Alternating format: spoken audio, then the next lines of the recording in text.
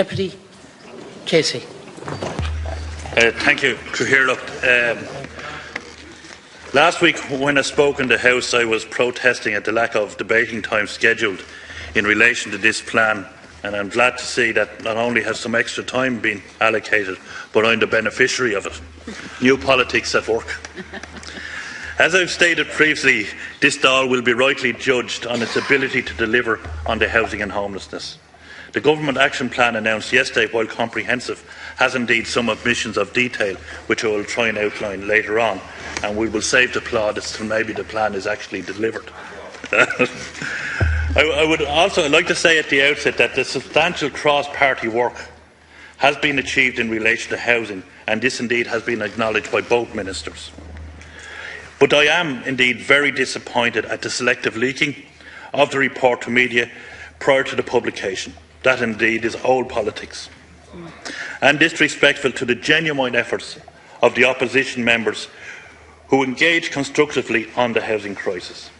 I hope for the future of new politics that this is the last of the spinning as we move towards a government and a parliament working together as the people rightly demanded. The very first line of the report states that housing is a basic human requirement. I would like to see the state and the government go further and state that housing is a basic human right with the obligations that go with it. As a modern and ambitious nation, Ireland must work to achieving that model, where housing is seen as a right, not simply a vague requirement subject to the whims of changing agendas. I am concerned, Minister, about the lack of detail in relation to those people out there in mortgage difficulties. The squeezed middle is often overlooked in major policy proposals, and I fear that this may be the case again. The last 8 years have been enormously difficult for these people. During the recent election, I would be stunned if any deputy here did not come across people who are visibly suffering from the strain of maintaining their mortgage and payments. These citizens are also at risk of homelessness every month when the payment is due to be made. I see no specific detail on page 117 of the report, which you have deemed as historic in its holistic capacity to embrace all housing issues. In relation to helping people under mortgage distress, this is simply not good enough, and I hope that in the autumn specific measures will be published in relation to those under mortgage pressure. I am also concerned about the number of approved housing bodies that exist in relation to the provision of social housing. There are currently 542 with approved status. To properly manage the provision of social housing in the long term, that figure seems far too high. My own personal belief is that local authorities should have their capacity to deliver in this area increased. A capacity building programme with appropriate recruitment and training should be undertaken to enable local authorities to have the skills necessary to manage all aspects of social housing. This would be an efficient and, dare I say, functional model of social housing management. As my time is restricted, I will be not in a position to address all my concerns and will leave them to the committee meeting tomorrow, like rent certainty, student accommodation, one state agency and an off-sheet balance sheet.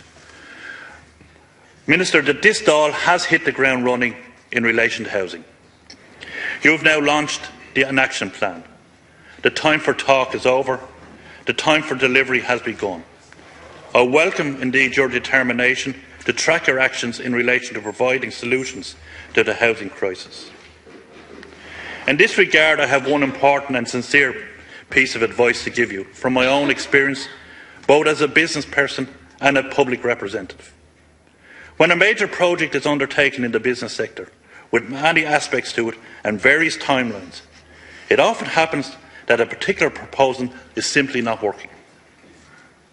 In the business environment, remedial action will be taken immediately, even if that meant scrapping certain proposals. Throwing good money and resources at an idea that is not working cannot be tolerated today.